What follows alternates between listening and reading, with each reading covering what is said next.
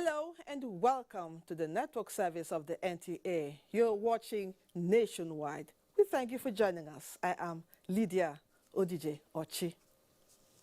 We now begin with President Muhammadu Buhari's visit to the United Arab Emirates. The United Arab Emirates has indicated willingness to key into the next level agenda of the Buhari administration by exploring opportunities in a broad spectrum of areas critical to the socio-economic transformation of the two countries and their people. This was when the Crown Prince of Abu Dhabi, Mohammed bin Zayed Al Nahyan, played host to President Muhammadu Buhari on the sidelines of the annual investment summit just ended in Dubai. State House correspondent Adam Musambu reports that the president is back in Abuja. The high-level engagement between President Muhammadu Buhari and the Crown Prince of Abu Dhabi, Mohammed bin Zayed Al Nahyan, was a follow-up to the judicial agreements earlier signed between their countries on extradition, transfer of sentenced persons, and mutual legal assistance on criminal matters. Apart from resolving to intensify faithful implementation of the agreements, the two leaders also promised to deepen existing cooperation in the areas of defense and security, artificial intelligence, health, education, as well as climate change. The Crown Prince felt that we could be doing a lot more together, and of course that they are very happy with the situation in Nigeria where Mr. President has brought the country to, and so they very much want to key into that. Clearly, I think what they are seeing is that Mr. President has laid a very solid foundation during his first term. They all congratulated him on his election victory. They all expressed happiness that he has been re-elected, and they are now looking forward to taking advantage during his second term to really take altogether Nigeria to the next level and engage with Nigeria at a higher, a more intense level. President Muhammadu Buhari, who appreciated the support of the United Arab Emirates to Nigeria's efforts at fighting terrorism, insurgency and corruption, made a case for prospective investors to come and explore the abundant opportunities in the country. Nigeria, he maintained, is indeed ready for business. Mr. President has been able to really showcase Nigeria, talk about what we have, the opportunities in Nigeria for investment, and it's given assurances that that the government will do everything to reinforce the enabling environment for them to come to Nigeria and invest. And he's made the point that those who want to invest in Nigeria, who want to come into Nigeria, who want to cooperate with Nigeria, that they will see a government and a country that is really ready to partner with them. Meanwhile, the annual investment meeting attended by the president in Dubai has ended, with some of the participants from Nigeria describing it as an eye-opener. The people of Niger State, I can assure you, most of our youths are IT compliant. They have shown interest over time in the use of applications and through their mobile phones and iPads. So I think the areas the government can come in is to support this process for efficiency, transparency, in the private sector, to enhance their capacity to improve their profits. I've heard that one of the companies wants to take our sesame seed, hibiscus flowers, and goat meat as well. You know, we are good at it. We are also, there is also the possibility of exporting mangoes out of Jigawa to different hyper supermarkets in the world. We have a very clear-cut digital strategy. Working with Google and Main One, we have over the last several months invested quite a bit of money and also dug up 400 kilometers of fiber connection within Benin City and environs. We want to make Edo State the digital hub of the south of Nigeria.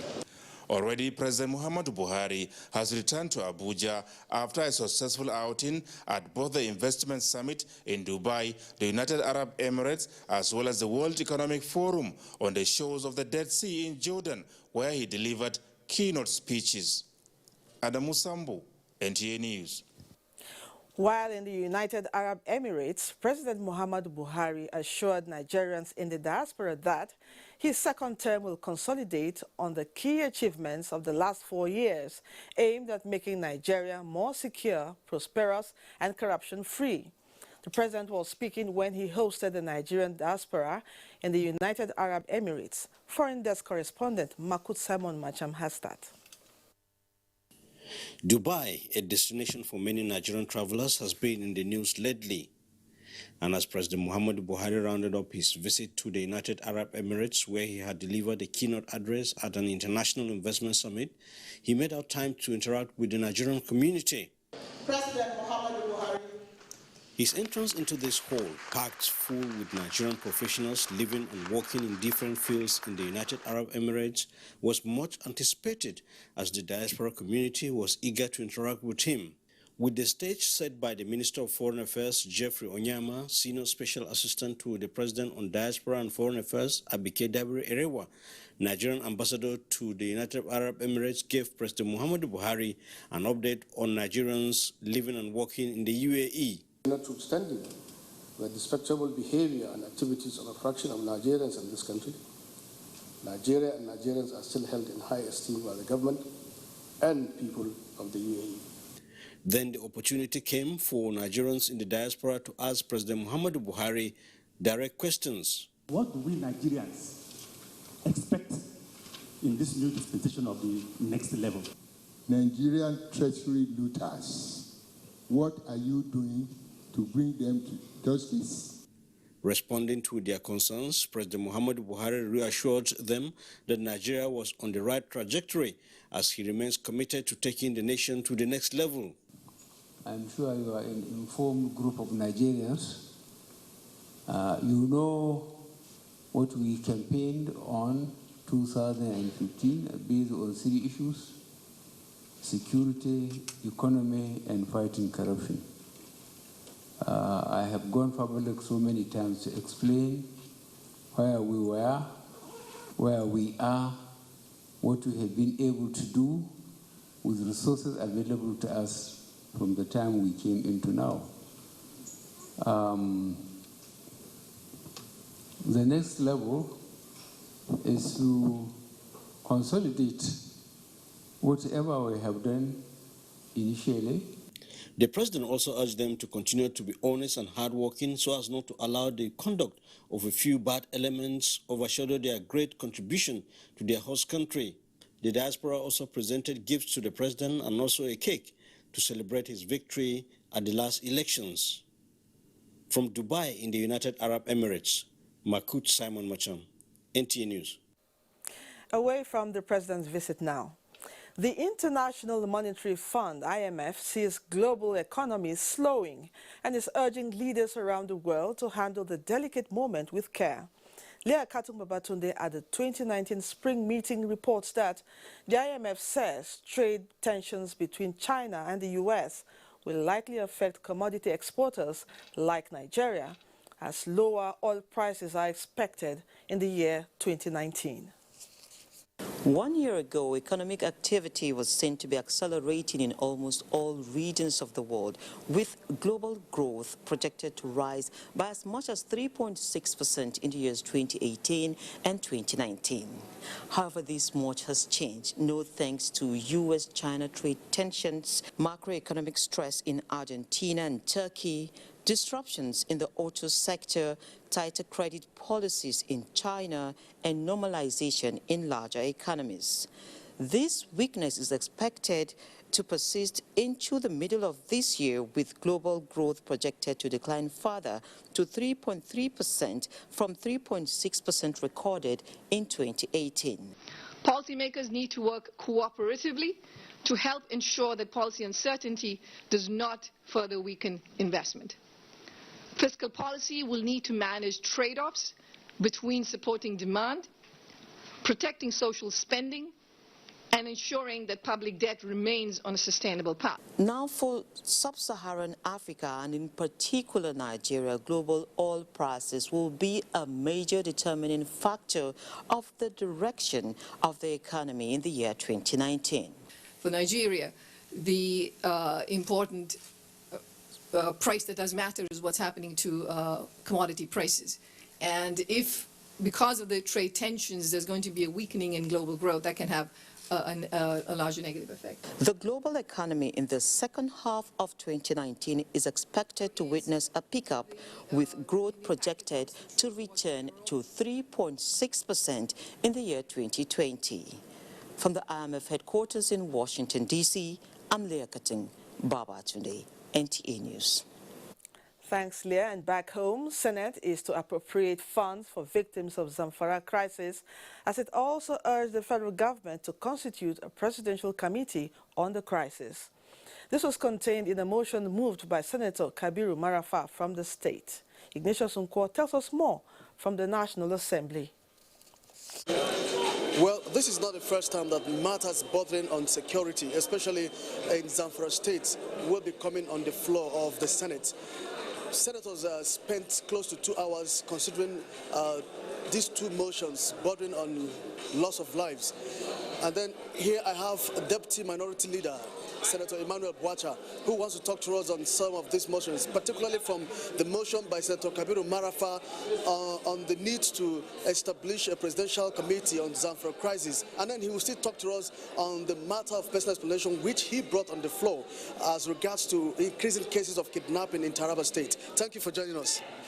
Well, the Marafa motion generated a lot of interest because of the state of insecurity that we are facing now in the country.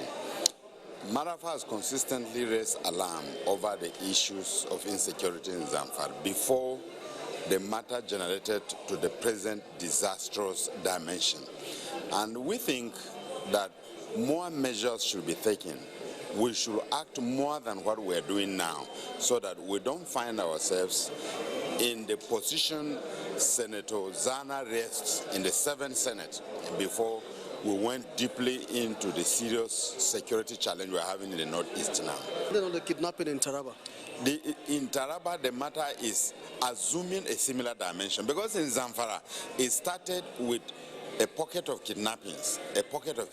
When their nets became fested, it blossomed to a larger and huge security. In Taraba, as we speak, people are being picked, and in the broad daylight, you cannot travel without security aids. And in most situations, like I said, it becomes worrisome where you are kidnapped, you are asked to pay ransom, you pay, and yet you are not released. In most cases, these people, they get killed. So it is a terrible situation. Thank you very much for your time. Thank you very much. Still on security, the Air Task Force, ATF, of Operation Diran Mikia has continued to record successes in its renewed air offensive against armed bandits in Zamfara State and its environs. A statement by the NAF Director, Public Relations and Information, Air Commodore Ibikule Daramola, the ATF coordinated intensive air raids against multiple identified armed bandits hideouts at Damboru, Sububu, West Malamawa, Baturia Pond and Rugu Forest, where several bandits were neutralized and their camps destroyed.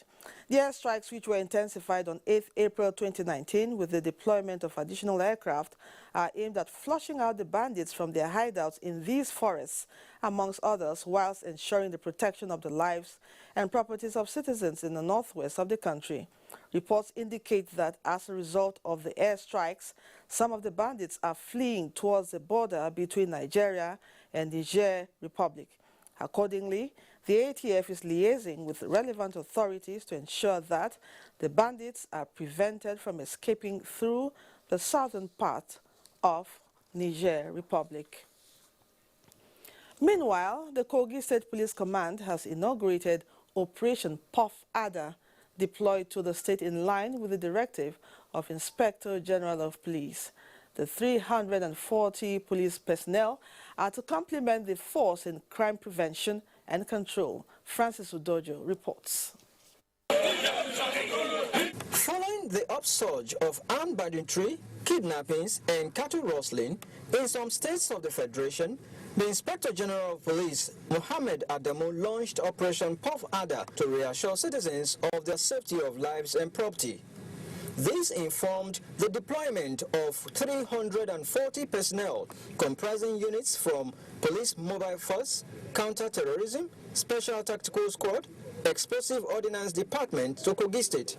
Operation Poof Ada, the Commissioner of Police, Kogi State Command, Hakeem Aramide Busari, said it also involves massive deployment of well-trained, equipped and well-motivated personnel geared towards ridding Kogi State of all forms of crime and criminality. The Inspector General of Police charged the Special Squad with the following responsibilities, among others: to appreciate the worrisome crime situation in Kogi State and quickly design a template and contain the same; to identify all criminal syndicates, their leaders, foot soldiers, sponsors, and arrest them with operational precision. The commissioner therefore called on stakeholders, especially traditional rulers, religious leaders, politicians, to give the police maximum support in cleansing the state of all forms of criminal acts. Those who engage in criminal activities are warned to desist from such and hand over their arms and ammunition to the police and engage in something meaningful for their life, or be prepared to face the full consequences of their action. The Commissioner, Busari, while charging the officers and men to be disciplined and professional in their line of duty, also carried out special inspection on the personnel. In Lokoja, Francis Udojo, NTA News. Away from security, the House of Representatives has passed for second reading a bill for an act to establish the National Institute of Construction Technology and Management. Forwarded from the Senate for concurrence, the bill seeks to ensure that manpower training is provided in the field of construction and engineering technology towards addressing the issues of buildings collapse in Nigeria. The lawmakers also passed for second reading a bill for an act to establish Defense Intelligence Agency Pension Board to be saddled with handling pension matters for personnel of the agency. Ambode inaugurates Transition Committee. Let's join Michael in Lagos for update of this and other stories trending in that zone. Hello, Michael. It's over to you. Hello, Lydia, and welcome to Lagos. We begin nationwide with good news that the Lagos State Director of Fire Service and 6 others have regained freedom. This followed a sustained operation by the Lagos State Police Command's tactical team, led by Officer in Charge of Anti-Kidnapping Unit, SP Bulos Musa. 2 members of the kidnapping gang that adopted the Lagos State Fire Service Chief, Rasaki Musbau, and 6 others on the 6th of April 2019 at about 8 in the evening. The suspect, namely Blessing Bayo and Smart Alfred, all of Ondo State, were arrested on the 10th of April at about 5:30 in the morning at Ibadan along Ikorodu-Ijebode Expressway, a boundary community with Ogun State, and they all confessed to the commission of the crime. Moving forward now, the Lagos State Governor Akinwumi Ambode has inaugurated a 20-member transition committee that will be saddled with the responsibility of ensuring a seamless transition to the next administration on May 29, 2019 at the State House, Ikeja. Nusa Osula has the details. Inaugurating the committee, Governor Ambode, who was represented by the Secretary to the State Government, Tunji Bello, said a smooth transition to the next administration was imperative to ensure that the machinery of government continues to run smoothly without any hitch, considering the economic importance of Lagos to Nigeria. In order to achieve this objective, we are gathered here today to inaugurate the transition committee under the joint leadership of the Deputy Governor-elect, Mr. Obafemi Hamzat. In his vote of charge, the Deputy Governor-elect assured that the committee would immediately commence its work and ensure that everything done is in the interest of the state, adding that it would be a transition of the same government as the incoming administration would build on the existing template to move the state forward. The Lagos State has always been a pace setter in everything, and that's exactly what we do here. So not everybody on this state prominent suggestions. Members of the committee include the head of service, Hakeem Muri Okwonla, Attorney General and Commissioner for Justice, Adeniji Kazim, and Special Advisor on Urban Development, Yetunde Onobule. In Lagos, Nusa Osula, NTA News. Stakeholders in the fight against irregular migration have again called on Nigerian youth to go through appropriate authorities before embarking on any foreign trips. This was the central message at a seminar in Lagos. Our Yusuf Jibo has the details. Statistics by the European Union ambassador to Nigeria, Ketil Carrison, indicates that Nigeria accounts for 60% of 10,000 irregular migration cases recorded in the last 2 months. It is against this backdrop that the National Agency for the Prohibition of Trafficking in Persons and other agencies organized the seminar to resensitize Nigerian youths on the dangers of irregular migration. This is time to warn them about unplanned journey. This is time to warn them about dangerous journeys. This is time to warn them about peer pressure. This is time to warn them about not embarking on what they don't really understand. This is time to warn them for them to enter school and face their studies and become functional members of society. Issues raised at the seminar include dangerous methods introduced by traffickers and foreigners promising greener pastures, but their victims end up as slaves. Many of our people who are migrating either have no idea at all or have no information at all how bad it's going to be over there. Based on this less of information, many of them are trooping out there, complaining and saying Nigeria is bad, Nigeria is bad, Nigeria is bad, and going through the sea and through the desert or even flying, but illegally. Try and go through the right channel. If not, you may find yourself in any kind of harassment. Consensus at the end of the seminar is that Nigerian youths must always embrace patriotism, selflessness, and stay at home. In Lagos, Awal Yusuf Jibo, NTA News. The Nigerian Maritime Administration and Safety Agency, NIMASA, has presented relief materials worth millions of naira to disaster victims in Lagos. And the Daniels reports that the Director General of the agency, Dakuku Peterside, said it is part of the agency's corporate social responsibility and will be replicated in 19 other states in Nigeria. The items ranged from edibles to household items. Presenting them, the Director General, NIMASA, Dakuku Peterside, represented by Director of Special Duties, Hajia Lamitumaka, said it is in compliance with the federal government's appeal for organizations to assist in the well-being of disaster victims across Nigeria. Last year, we went to about 15 states. Yes, this year, 20 states. Lagos is the start. So when we come and make these contributions, at least it takes care of some of the problems. To receive the items, we are staff of the Lagos State Emergency Management Agency, LASEMA. General Manager LASEMA, Tiamiyu Muyiwa Adeshino, noted that there are about 700 disaster victims resident in the relief camp, including those of the recent building collapse and demolition in the Safaji area of Lagos. When we had flooding in Lagos, they were part of the corporate entity that supported us with various gift items and support materials for victims of that unfortunate incident too. They are here today again with probably the biggest so far of the support we have seen. We appreciate them, and may God Almighty continue to enrich their pockets. The Lagos State's Emergency Relief and Resettlement Camp in Gondo is one of the 2 camps provided by the state government for temporary habitation for victims of disasters. These victims are expected to vacate the camp after 3 months. In Lagos, Annie Daniels, NTA News. That's our contribution from Lagos. We head back to Abuja for the continuation of Nationwide. Thank you, Michael.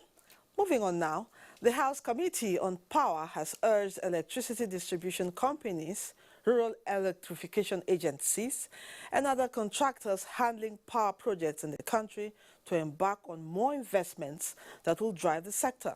This was when the committee inspected some ongoing power projects in the Northwest geopolitical zone. National Assembly correspondent Kenneth Nanim reports.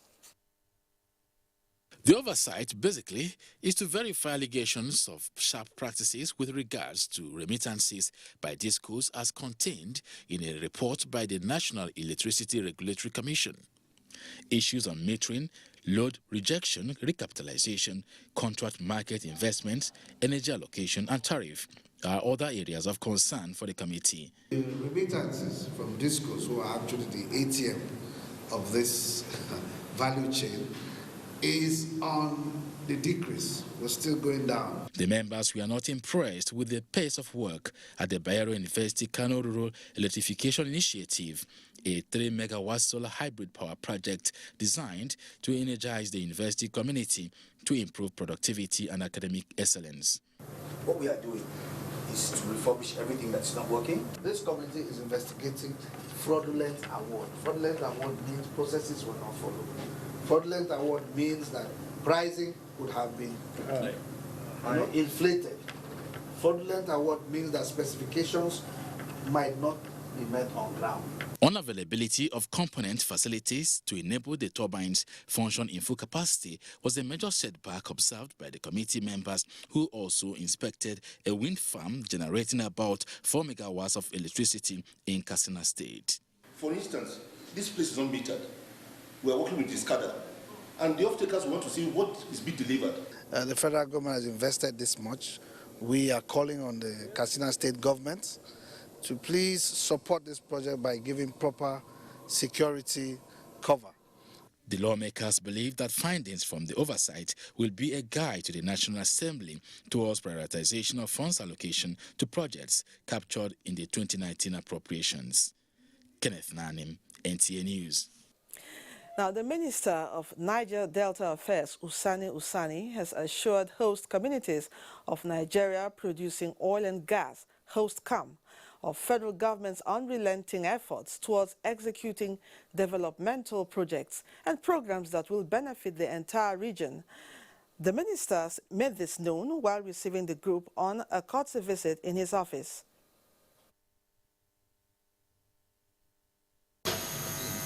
Those of us who are from the Niger Delta region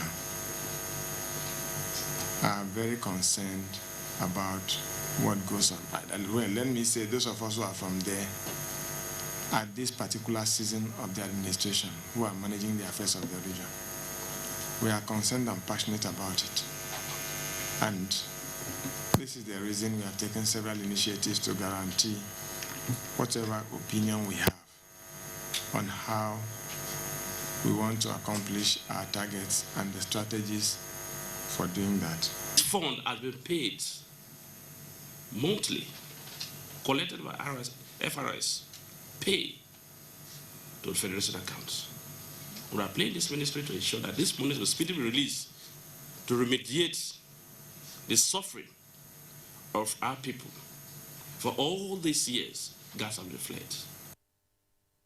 Joseph Johnson reports that HostCam is a pressure group representing all oil and gas producing communities in the Niger Delta region, as well as a mouthpiece that advocates the development and remediation of the degraded environment of the communities where oil exploration and exploitation have been going on for decades. Understanding the concept of migration and appropriate application and usage of terminologies associated with the migrants on reportage was a focal point at the capacity building workshop for media practitioners conducted in Kefi by the National Commission for Refugees, Migrants and Internally Displaced Persons in collaboration with Swiss Agency for Development and Cooperation. Suraj Abdullahi has more. With the migration becoming an emerging global issue, concerns are raised on the consequences of the trend. These inform the idea for this capacity building workshop for media practitioners on how best to report issues related to migration. International Organization for Migration statistical data shows that about 1 billion migrants, accounting for 1/7 of the world population, is worrisome and pose major developmental challenge globally. Federal Commissioner for Refugees, Migrants and Internally Displaced Persons, Sadia Umar Farouk, in a message, noted that media is key to addressing the migration issue if properly acquainted with relevant terms and concepts. Media helps in shaping public perceptions of migrants as well as ensuring that migrants have equal access to migration. But how well are media coping with this story, and how is migration really being reported? This remains a contentious issue and one that is of significant importance for sound public action.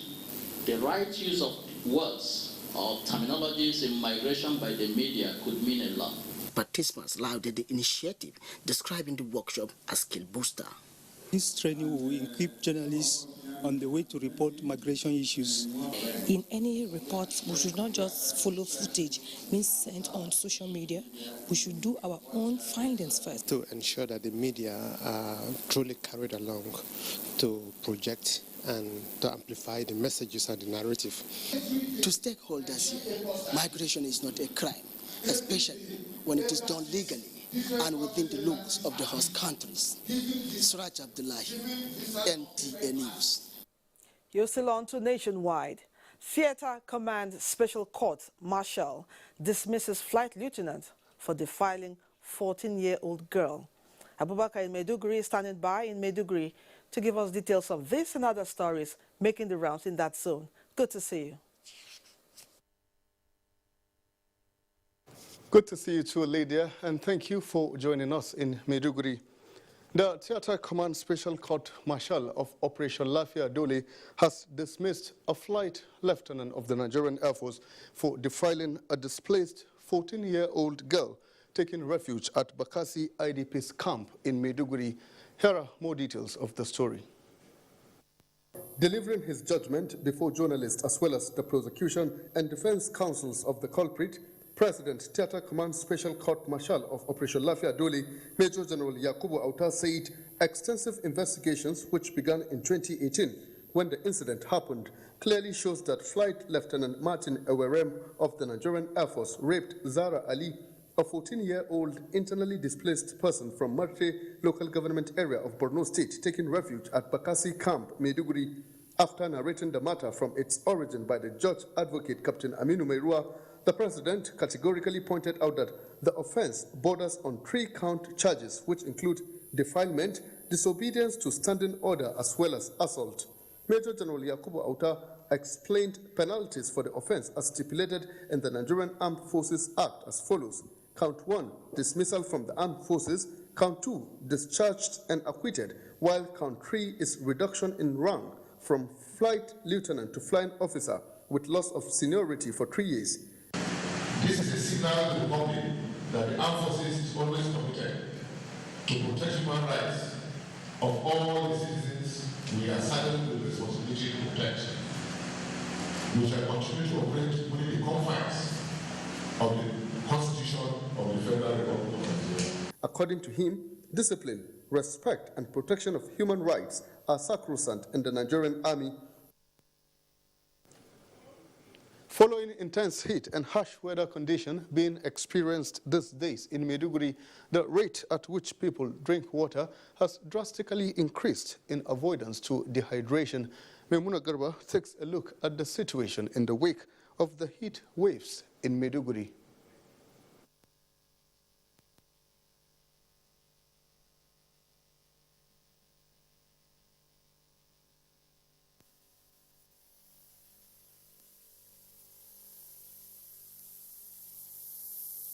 To 44 degrees Celsius.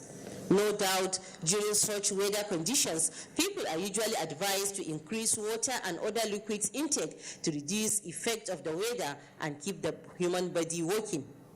Therefore, people regularly take water, especially during the daytime when the weather is at its peak.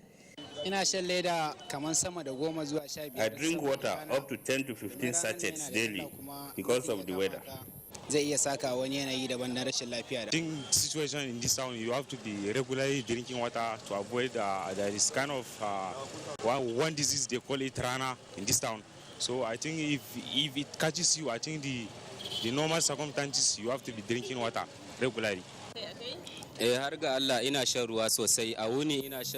drink a lot of water to avoid dehydration. Consequently, water hawkers have sprung up in all the nooks and crannies of the state capital as they are now making bricks business due to the high demand for water. I make profit selling water. In a day, I get from 2,500 naira to 4,500 naira.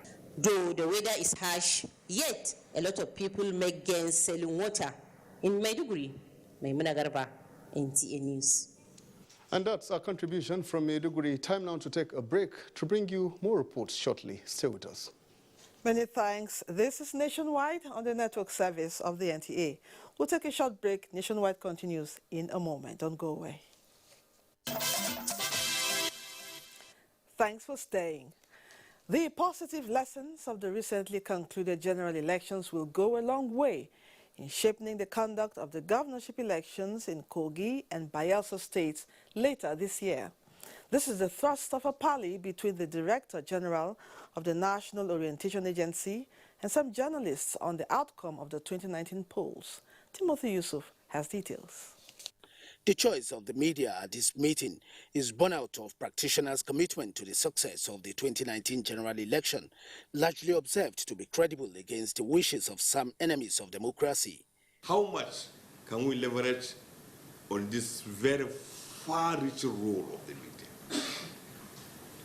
I have an agency that is running on a shoestring budget, but I also have stakeholders that are the pride of the country. While the National Orientation Agency has a citizen engagement role with Nigerians, the media agreed no less that it owes the nation a social responsibility. The National Orientation Agency has a very, very big role to play to see that voter apathy is not observed anymore in the conduct of our elections. The need for more sensitization of the electorate, especially in the area of voter education towards curbing voter apathy, formed part of resolutions of the meeting. In Abuja, Timothy Yusuf, NT News. More on health matters. In view of the emerging issues and challenges confronting albinism community in Nigeria, efforts are being made to review the national policy on albinism with a view to facilitate and improve their lives through access to social services. Permanent Secretary, Ministry of Education, Sonia Chono, stated this at the inauguration of a technical committee for the review of national policy on albinism. He said the services include education, health, employment, reduction of stigma and discrimination, as well as inclusion into socio-economic, political and cultural development of the country. Mr. Echon observed that the national policy is in conformity with the United Nations efforts to mainstream persons with albinism.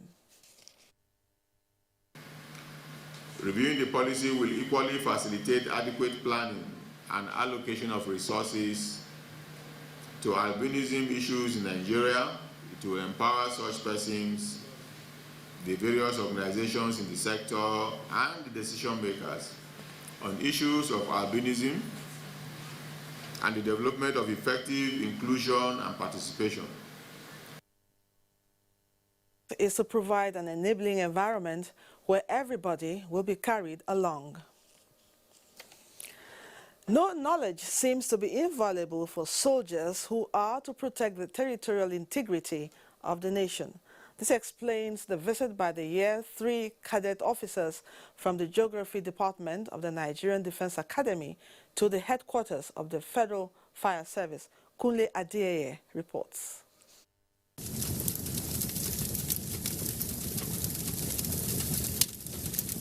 Challenges like these might come in the course of their duty as soldiers, and surmounting them requires expertise they have acquired while in training, and the experts in firefighting best serve this purpose to get these training soldiers ready. Every firefighter is a geographer by extension because of his responsibility.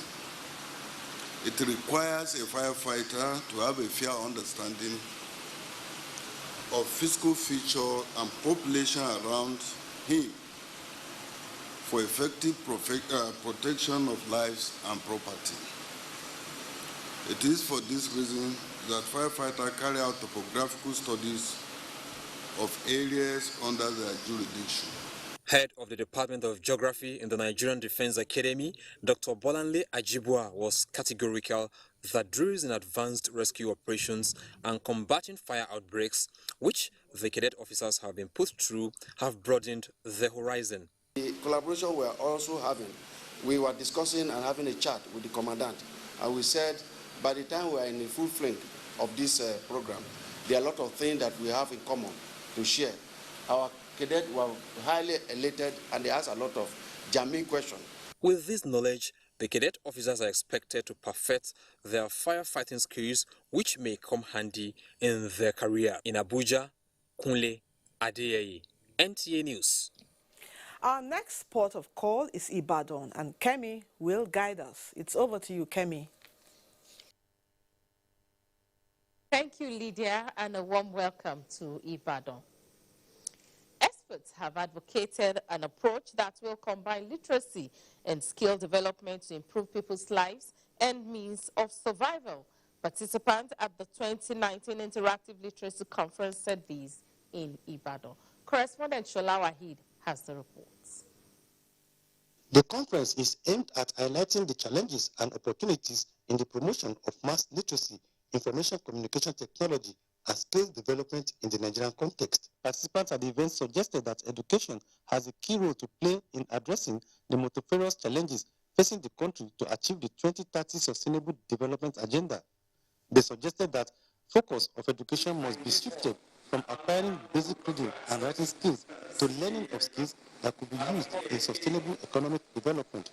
So we continue to appeal to federal government, state governments and the local governments, and of course the private sector and non-governmental organizations to redouble their efforts in terms of resourcing these important sectors. People from far and near for the purpose of improving literacy, and not just literacy now, along with skill acquisition. With hard skills, you improve your intellect. With soft skills, you improve your overall personality traits. The occasion featured presentation of awards of excellence in literacy promotion to Babanladi Shetima of Kano for his various contributions to the development of education in the country. The 2019 International Literacy Conference is part of the 70th anniversary of the Department of Adult Education, University of Ibadan. Shola Wahid, NTA News. Wife of Oyo State Governor Florence Ajimobi has joined other prominent Nigerians to be admitted as a fellow of the prestigious Chartered Institute of Public Resource Management in Politics, Ghana. The institute said this is in recognition of her outstanding managerial qualities. Ayomiku Ajibola reports. The investiture of wife of Oyo State Governor, according to Dr. Opoku, is in recognition of her track record as highly accomplished public service personality and worthy elder stateswoman who has made and still making socio-economic impact towards national development for the progress, peace, and unity of one Nigeria. Selling qualities in leadership towards ensuring excellent service delivery have impacted positively in your sectors, your nation, and the global stage at large. Responding, wife of the governor says she is delighted and humbled to be recognized by fellow Africans. According to her, Africans need to come together to synergize their ideals and purpose and to chart a course to move the continent forward. Indeed, I am committed to bringing the vision of change we desire in Africa to reality. Other Nigerians who have been awarded in this category include wife of the President Aisha Muhammadu Buhari, Chief Afe Babalola, and the Emir of Kano, among others. In Ibadan, Ayomiku Ajibola, NTA News. And that's our contribution from Ibadan. It's back to Lydia in Abuja for more on Nationwide. Thanks, Kemi. The newly appointed Director General of the National Environmental Standards and Regulations Enforcement Agency, NESRIA, Professor Aliyu Jauro, is set to compel companies committing environmental crimes to the courts and pay the necessary fines as contained in the amended NESRIA Act. Professor Aliyu frowned at the high level of non-observance of environmental regulations by beverage companies, noise pollution, and uncontrolled emissions of poisonous gases by automobile operators, and these are areas the present leadership of NESRIA will focus more on. Some of this enforcement. But before the amendment of this act, NESRIA is handicapped.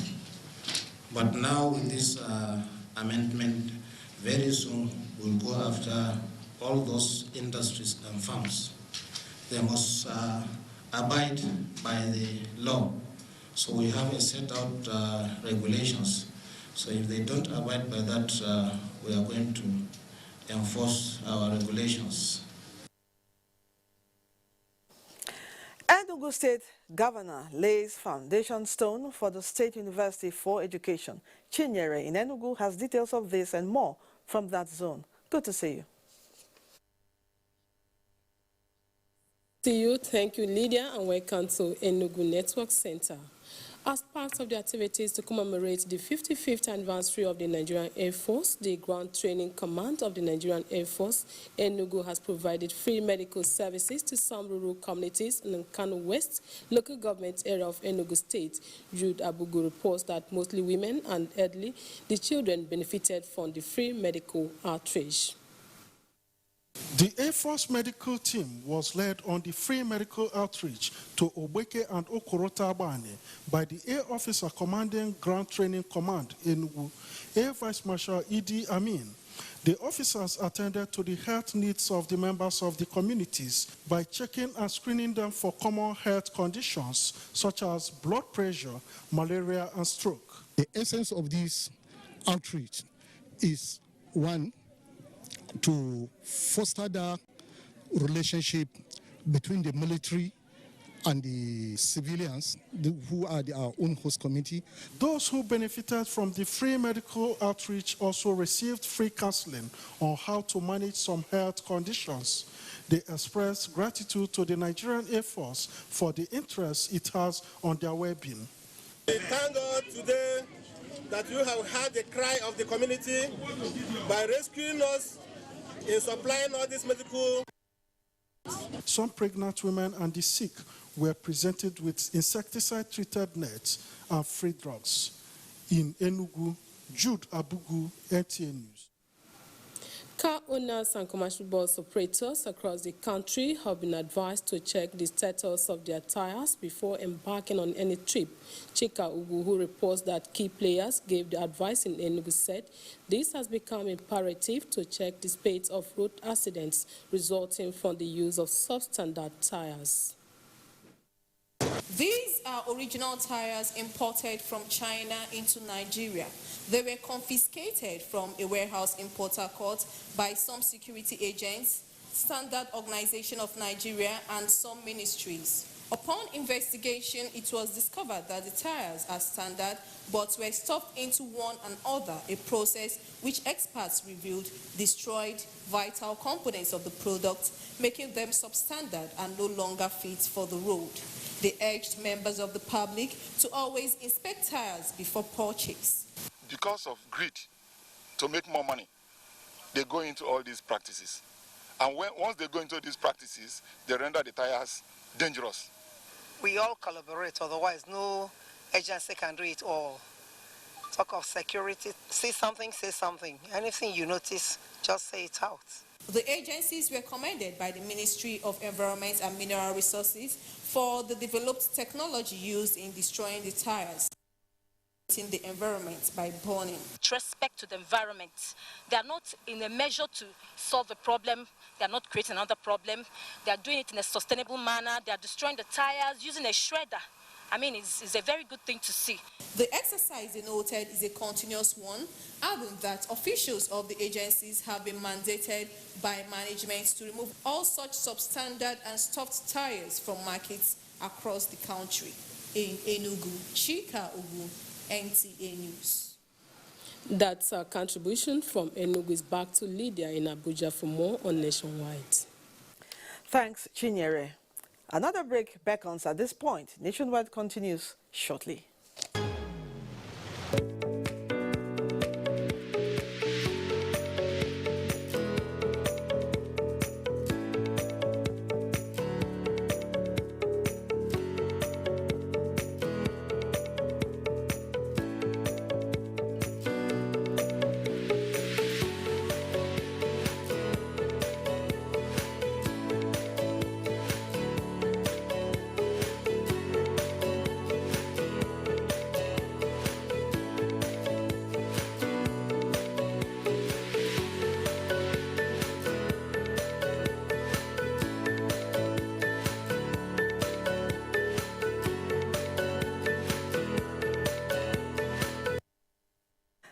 ends Nationwide. We thank you for watching. I am Lydia Odije Ochi. Bye for now.